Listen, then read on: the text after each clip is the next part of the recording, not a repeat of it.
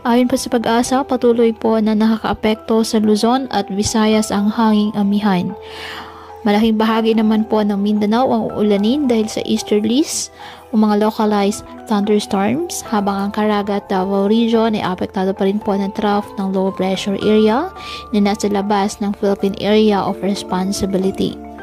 Ayon sa Pag-asa, mababa naman ang chances sa ngayon sa loob po ng 24 oras na lumakas bilang bagyo ang nasabing LPA.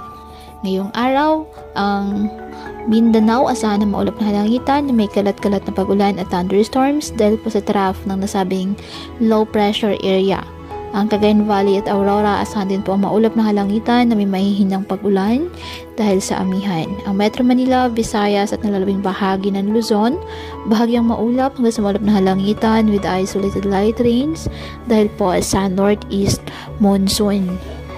Kaya patuloy po natin na pag-iingat pa din ang ating mga kababayan sa pantapan po ng mga pagbaha at pagguho ng lupa at ugalin po na magdala palagi ng payong o kahit naman panangga sa ulan o di kaya na may sa init ng araw kapag lalabas ng ating mga tahanan.